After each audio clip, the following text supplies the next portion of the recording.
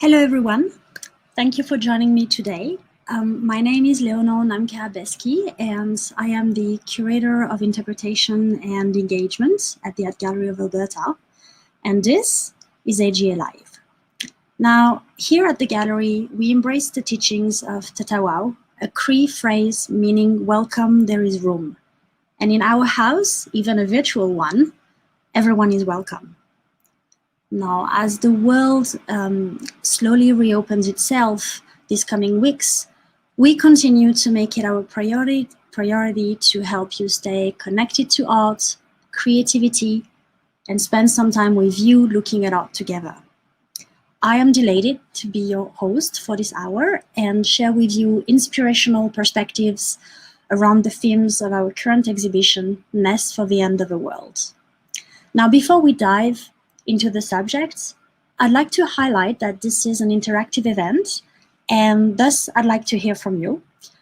You're welcome to use the chat window on the side screen to share your comments as you follow this presentation, and of course to speak with each other as well.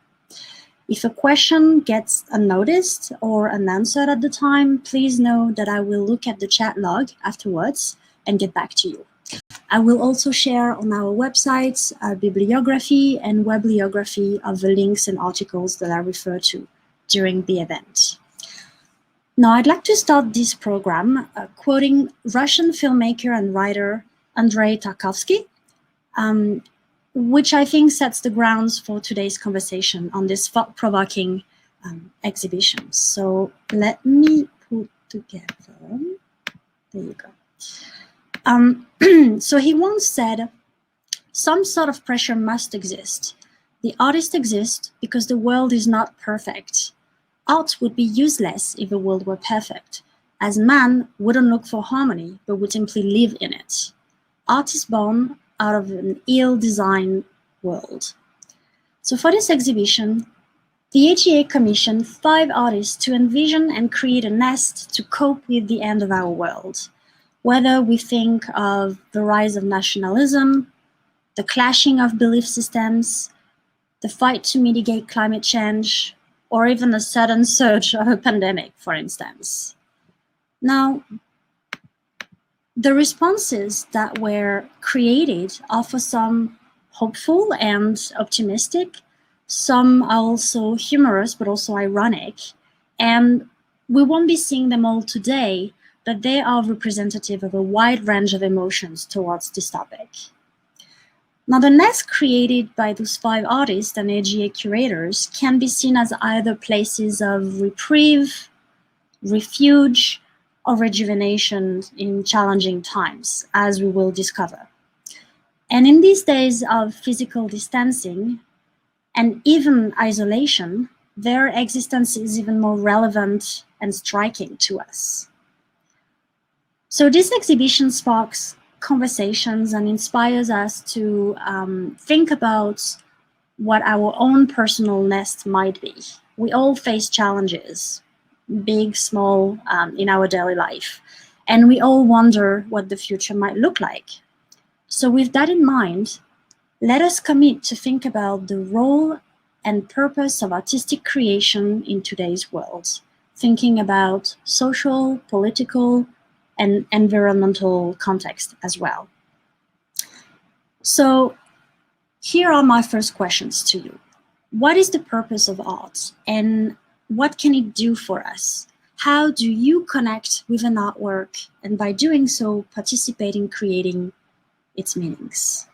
I'd like to hear from you, so please feel free to share your comments in the chat window. I realize that at times there might be a bit of a delay with the streaming of the webinar, so I will wait. I will give you time, some breathing room to think about the questions that I just asked before moving along.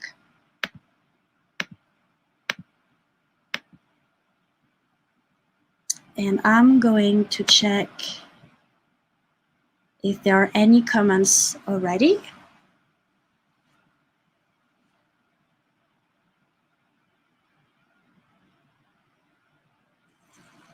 Not yet. It might take quite a bit of time.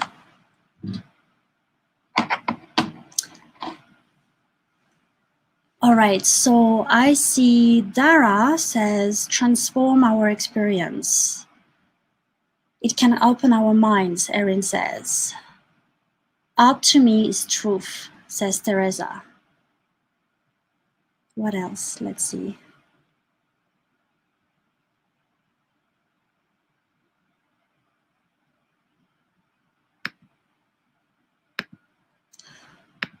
So, you know, these are all very good answers. We often say between us that, you know, getting to know a work of art is like getting to know a new friend. It's sometimes it's love at first sight, and sometimes it takes time. The goal of this time spent together is to feel comfortable engaging with and questioning what we're looking at as individuals, but also as a group. My focus is on close looking, on shared experience and collaborative learning. Sorry, that is my area of interest. But let's all think about what your goals and expectations are as well. What expectations have you set for today's program? Or when you last visited the AGA or museum? Now, it goes without saying that those are two different experiences, right? But what are you looking for in a digital interaction like this one, or in an in-person gallery experience? So please continue sharing your comments in the chat, of course, but more importantly, keep all those questions in the back of your head and come back to it at the end of a conversation and see if it has changed. Let's talk about visiting museums in anticipation to your next visit. And I trust that this is something we will be able to do again very soon. Visiting museums is about practicing the act of looking. And looking at a work of art implies engaging the whole body and mind. Have you ever wondered why strolling in the galleries can be so tiring for your muscles, for instance, or why you may feel so drained after visiting an exhibition? This is actually a condition called museum legs, and it has its own definition, which let me just grab it. The aching legs one develops after a prolonged period of slow walking in a museum interspersed with standing still. In other words, your encounter with the art is altogether a physical, sensorial, and intellectual, as well as a cultural experience. It is a super stimulus, if you will, that requires a recovery period and a time for you to process the information. So how do we grow from there? How do we transform first impressions or emotions into a more structured interpretation of the work we're looking at? And to answer that, I'd like to explore 3 specific works in the next exhibition that exemplify 3 ways or stages of interaction with art. The first stage is the awareness and sensorial response to what you are experiencing. You can simply feel it as it engages your 5 senses. Since we cannot be in the gallery space just yet, it is making it a little bit harder for me to convey this idea, but I'll give it a go. And I'd like to begin with the installation of Nikki Little and Bruno Canadian. Here it is. Titled Gifted, and curated by adjunct curator Francesca Erba-Spence. It is a first-time collaboration for these 2 artists, through which they are questioning collective and contemporary curatorial practices. That is to say, what is the role of the artist, as well as the responsibilities that we human beings carry with us. In a usual setting, I would invite you to do the following exercise, and I trust we can somehow do it here too, so let's give it a go. So imagine yourself approaching the work, looking at it from afar and then getting closer. Imagine yourself walking around it as well. Imagine that what it would feel to touch it, smell it. Now I have to say, rare are the occasions where you can have that kind of interaction with an artwork, even more so nowadays, I would say. So whenever possible, you know, whenever it's possible, don't be shy. So try picturing how you can use your body to change your perspective and appreciate the installation in its fine details. And I know it's hard to project yourself in the gallery space, so if you haven't seen the exhibition already, I will share with you a video of what experiencing this work could look like. And for that, I'd like to thank Charles Cousins, our artistic director, for documenting our exhibitions in such a beautiful way, and also for taking us through this exhibition space right now. So remember this exercise, during this exercise, try to take notes of your sensations and feelings as you discover the work.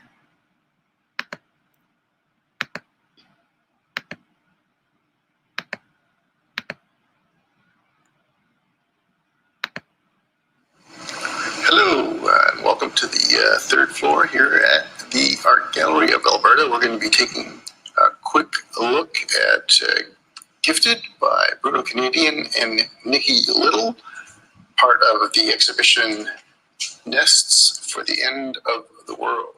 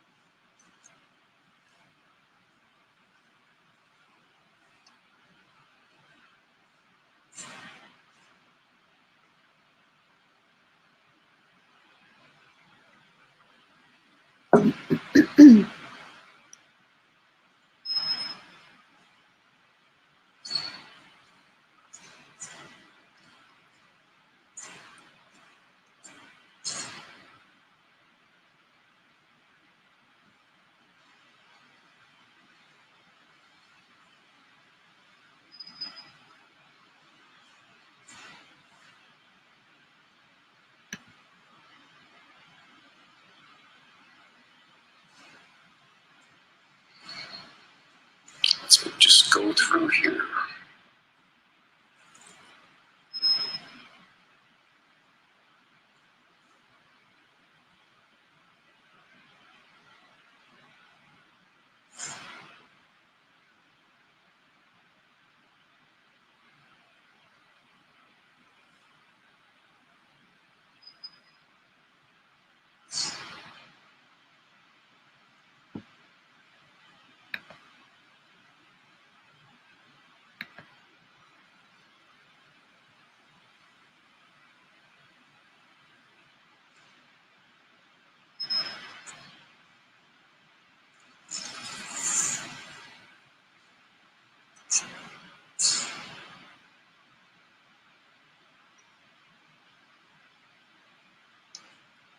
So that's just a quick look at Gifted by Bruno Canadian and Nikki Little.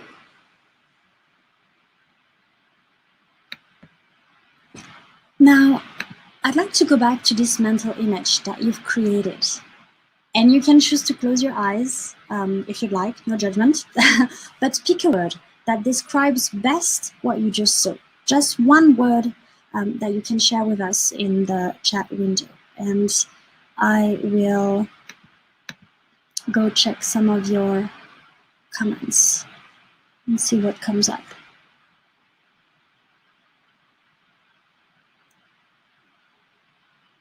I see Erin is saying, I wanted to walk right into it from the moment I saw it.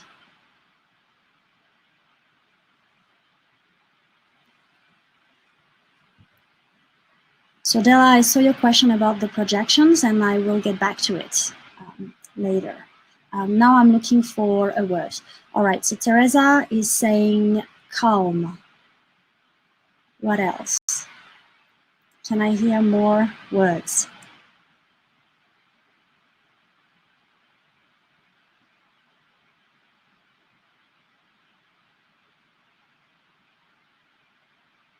So things that pop up in mind is encompassing, protections, Erin says.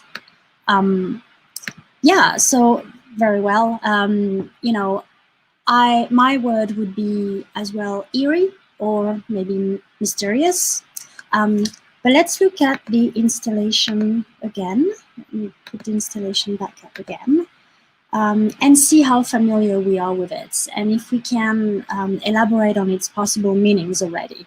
Now, this installation contains 10-foot-long ribbons that have been smoked through a smudge of Labrador tea, tarp, and sage.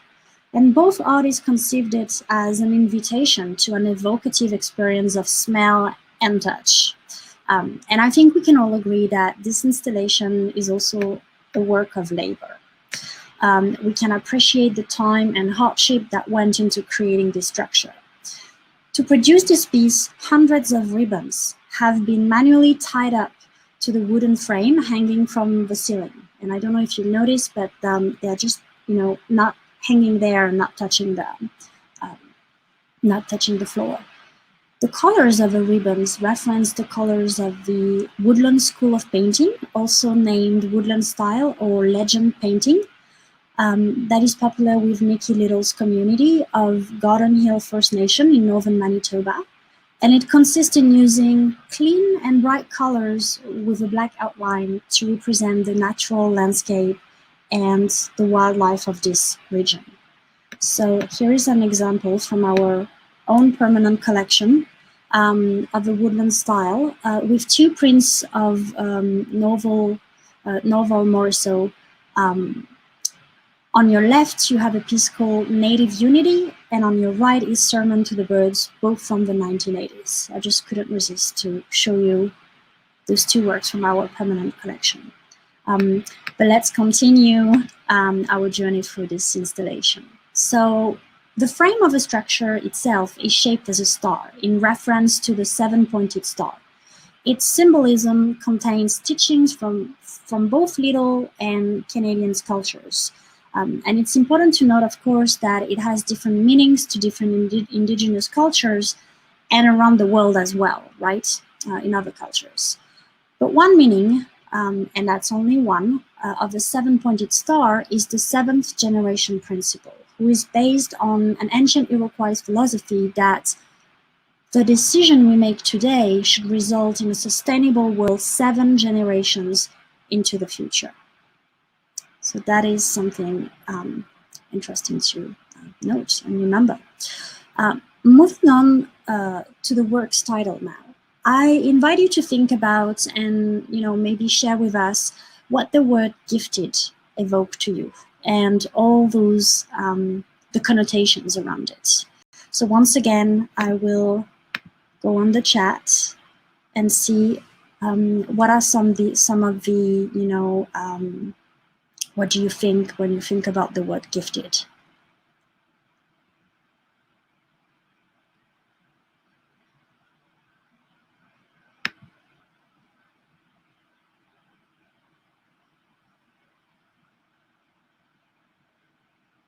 So we're waiting a little bit for some of your answers to load, to show up. Meanwhile, I see that Mariam shared that the installation made her think of warmth, peace, and comfort. All right, so gifted can be to be blessed, yes, to be enriched. Della says to be enriched. To have maybe special unique abilities, as Sharon says. Yes, so this is all very true. I mean, to me, the word gifted refers to someone who sees the world differently, someone who has an exceptional talent, like an artist, for instance, someone who can bring change and who has a certain knowledge to share. And precisely, this installation explores how knowledge can be transferred and shared through reciprocity. If we look at the premise to creating this piece, the artist worked through a process of exchange between each other. It started with correspondence and a transaction of materials that began with Nikki Little smoking canvas with the Labrador tea and the sage at her family home in Manitoba. Then it traveled all the way to Alberta, where Bruno Canadian wrapped the ribbons in that exact smoke canvas. Now, the smoke created by burning those sacred herbs is thought to purify the body and soul and bring clarity to the mind. And both artists connected and responded that way to each other through this ritual, bringing themselves comfort, as it was mentioned previously, and spirituality to their practice. But the work also incorporates elements that have been gifted, actually gifted to them by family members and their community.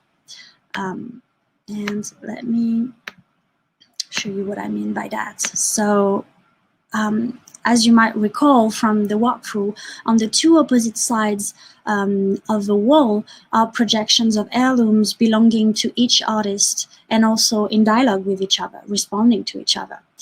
We can recognize a traditional beading design and as well what seemed to be some dried sage or herbs used in rituals and ceremonies and referencing to the smudging process.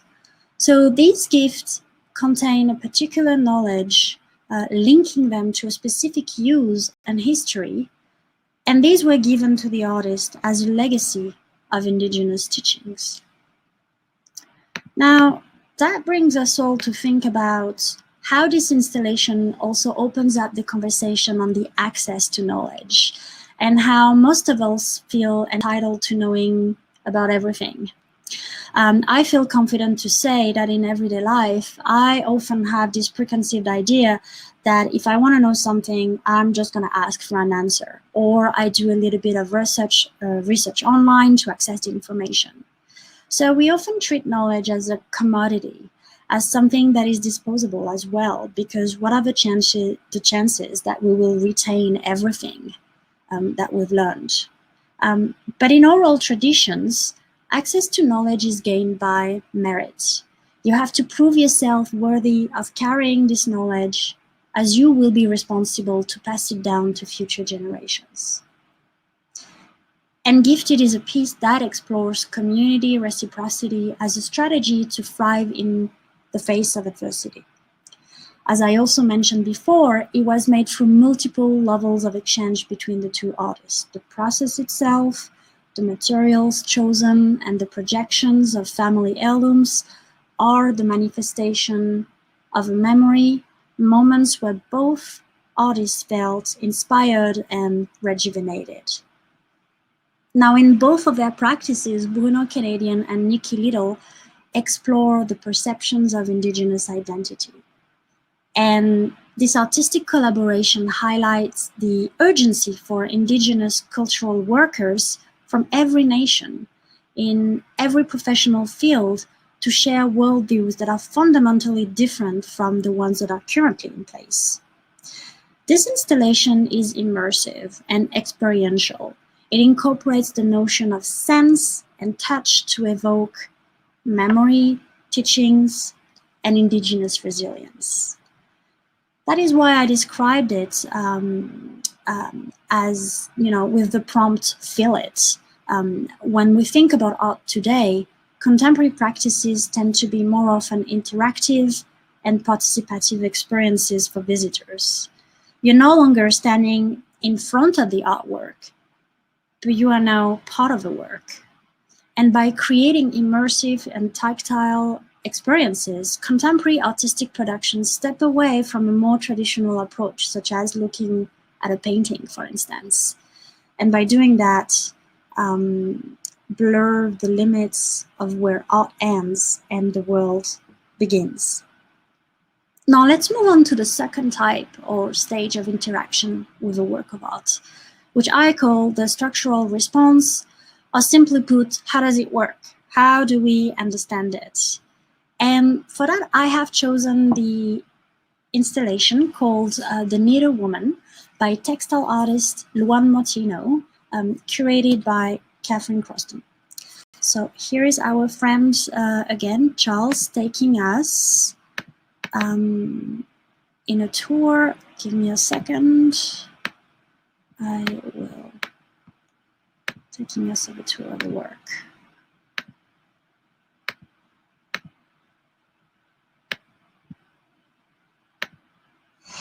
So we are in nests. This is Luann Martineau's After the Revolution, Who's Going to Pick Up the Garbage on Monday Morning? We'll get some close-ups of a few portions of this for you as well. But just to give you an idea, that's what it looks like. And I'll show you the mechanism that is doing the knitting and a few other parts involved in that process.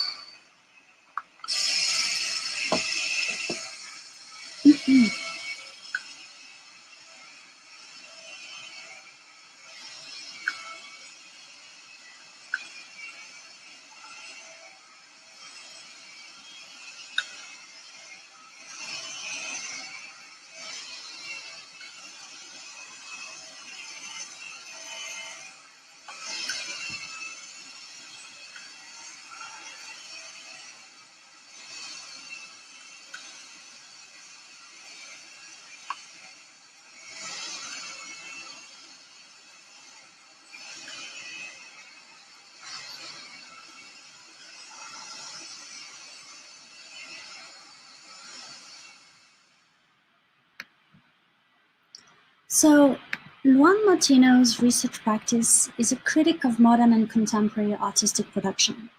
Her body of work explores the question of manufacture, that is to say, the process of creating and producing artworks.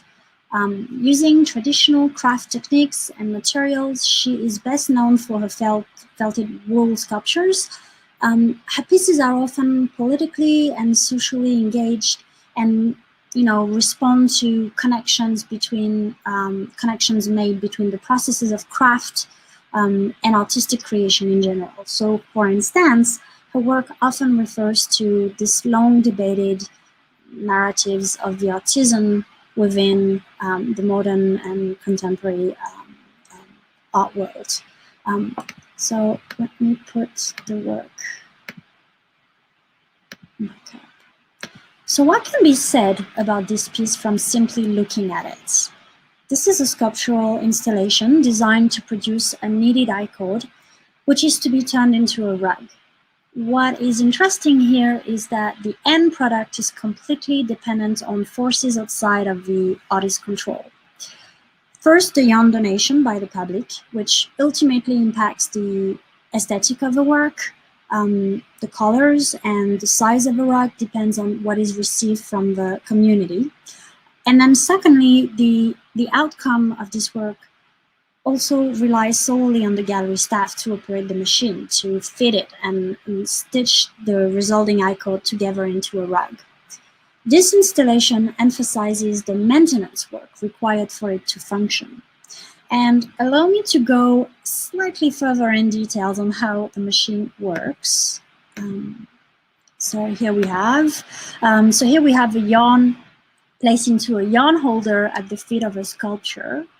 It is then passed through the needles of a motorized French knitter, which has been built specifically for this installation, the motor attached to the French knitter. And then we have a mechanism which is half hidden by the artist drawing, showing what can be read as, I would say, instructions on how to pass the thread into the machine, into the spool in the head of the sculpture. And then moving on, once started, the machine produces an I-cord coming through her legs. The resulting I-cord is rolled up into this ball to maintain a constant tension and prevent it from touching the floor, as it would stop the mechanism altogether, right? So really, although automated, the sculpture needs to be supervised at all times by the gallery staff. Every morning and every night, every evening during the gallery hours only, the motor is switched on and off. And these are the conditions that have to be met for it to work, only with the engagement and commitment of all parties. It relies on the generosity from the local community donating the yarn, but it's also tied to the operational hours of a gallery and the availability of its staff. So This approach to creating a work of art is in contrast with the more traditional and maybe privileged development work of the artist that we are familiar with. It's almost a community work in a sense.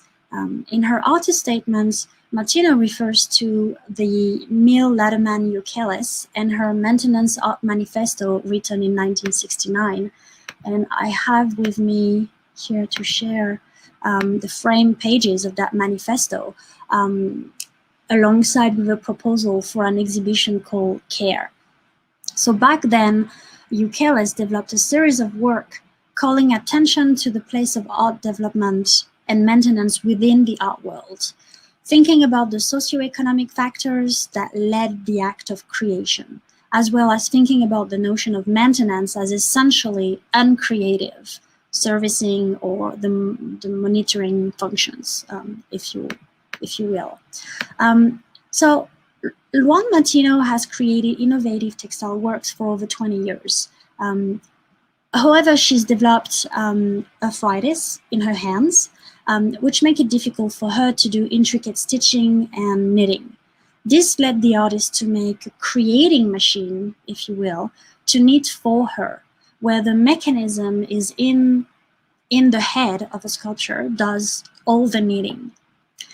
Having said that, what can be considered as the object of art or the final product?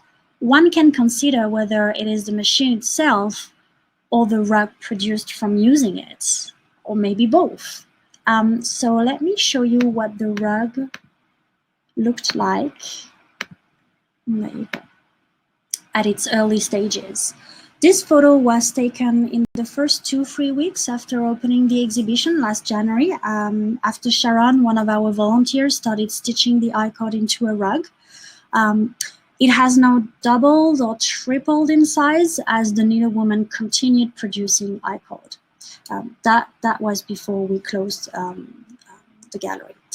And again, the resulting iCode rug is a physical record of time, labor, service, and care provided within and by the exhibiting institution and its audience member. Now, after this exhibition closes, both the machine and the rug will be sent to the MAC, le Musée d'Art Contemporain de Montréal, later in September, where the work will be continued during Martino's retrospective exhibition there. Now, note that again, due to the current COVID-19 situation, this might have impacted the dates of the retrospective, but I encourage you check their website if you're interested. So let's think together about the metaphor used by the artist to convey the idea of creation or creative process. Now that we have a clear understanding of its function, what this sculpture does, let's look at its anatomy. The needlewoman is a kinetic mother figure that spins out the knitted yarn manually fed to her. The figure itself, but also the way the iCode is produced within this body and how it emerges between the legs, refers to the role of the mother as comforting, a reproductive figure engaged in never-ending work. Now, there are many layers of meanings around this work, and surely I haven't talked about all the elements or material, like the papier-mâché used to ornate the sculpture, for instance. But it is interesting to note that the artist chose the female body as a vessel to embody literally her idea, and possibly with the intention to create a piece, if not in her own image, to the least a universal and primal image that we can all relate to. And I will stop here for this work because I could go on and move on to our last stop. So lastly, I'd like to take us to the final work exemplifying the third stage of interpretation, which I call the cultural response, or when art happens, when a special connection is made with a work of art. And for that, I'd like to talk about the work of Cree architect Jake Chakasim, called Wapimisao, Trickster Builds a Nest for the End of the World. curated by adjunct curator Amory Calvelli. So let me put the work. The cultural term wapimisao is a Cree term used to describe the ability to see a reflection of oneself, physically or mentally in a premeditated form. To create a nest for the end of the world, Chakasim looked to the past and present to find an architectural form with thousands of years of enduring history. His approach is a reflection on indigenous philosophies in which the past and future are interconnected, and of course support the idea that to survive the future, we must look into the past. His nest combines the creation of nomadic structures, that is the tipi, with an in situ approach. The artist chose to build a structure out of materials from construction sites gathered in Edmonton. So let me show you a close-up of this installation. We can see here, we can identify flagging tape, planks, wire mesh. Now the only thing that is, the only two things actually that are not from here are the animal skin that you can see here and the skull that the artist brought with him for the installation. Now, the Plain people developed a unique portable house form, the tipi, which is still perfectly adapted to their mobile way of life. And let's have a closer look at the function and symbolic role this architecture serves. It is arguably the structure most well adapted for a nomadic lifestyle, and historically many areas have a history of people using conical hide or covered tents. The Lapps in Europe, for instance.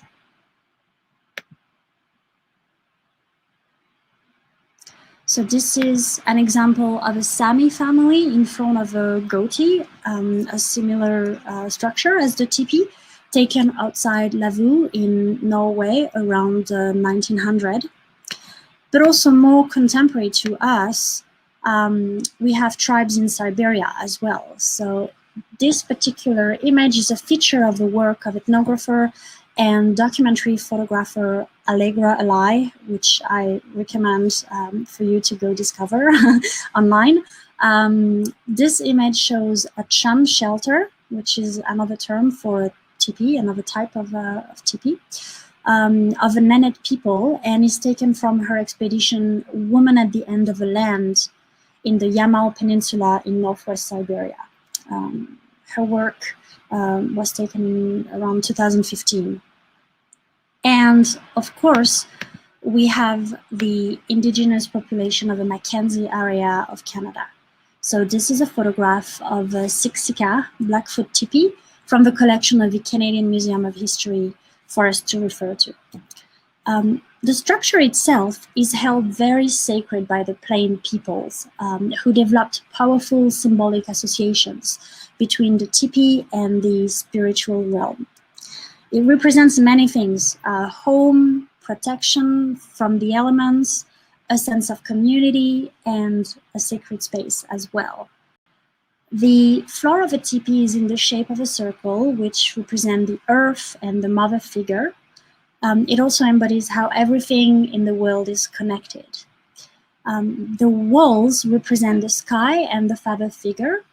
The poles connect the earth to the sky, providing trails along which the people's prayers and thoughts reach the celestial spheres, if you will. Now, this installation has two parts: the tipi structure that we saw previously, and a life-size image of a figure seated at the entrance of a similar structure. The figure is enigmatic and inaccessible. The face away from the viewer, as you can see, turning inwards into the tipi and perhaps in contemplation. The way this piece is installed puts the viewer in between the two, forcing us to contemplate each in turn rather than together, and feel our position in between the two pieces. So that is an important detail to understanding the work. The structure's clear reference to a teepee invites the viewer to consider it as a shelter, of course, and to imagine entering it or attempting to shelter in it. But as we noticed, the structure is mostly uncovered, making it only potentially useful as a shelter. It's missing the complete canvas covering that will make it functional. And although there are holes in the frame structure and a defined entrance facing east, none of the openings seem large enough to easily accommodate a person. As you can see, sharp wires impeding the entrance. So I'd like to conclude this conversation by coming back to my initial questions. What is art about, and why is it there for? Well, you know, art is a projection of ourselves, and sometimes it's critical. It's a projection of our ideals and realities. As we explored in those free artworks, it can be a call for a collective actions, a way to provide care and comfort, or a critical response as well, by sharing different worldviews and knowledge. But how does art manifest itself, though? We agree now that art exists because we look at it. As a viewer wandering museums, for instance, it exists because we think and we write about it, as scholars, philosophers, and art critics do. So art is a conversation like the one we're having now, a conversation that can only happen when there is a receiver to the message sent. It is made by us, it is an extension of us, and I think we often lose sight of a most obvious fact that art is a product of men in the most universal sense of the word.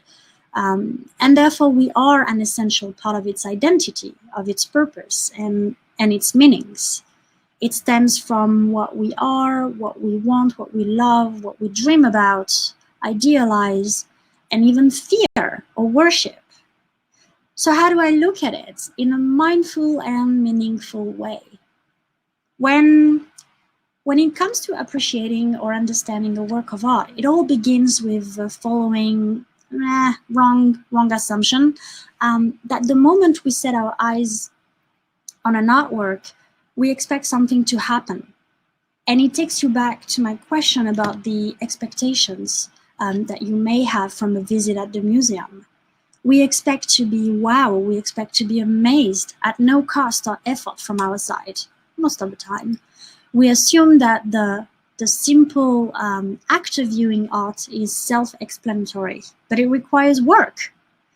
So maybe a more interesting question is whether or not a work is able to grab your attention. Maybe what's interesting is to think about the ways of expression the artist has used to share his ideas. And if an artwork doesn't echo our humanity, then it becomes a thing. So for it to be a successful and a memorable experience, it has to resonate with us. Not only because we look at it, but because it speaks to us. Only then it is truly transformative. So we've come to the end of our journey together.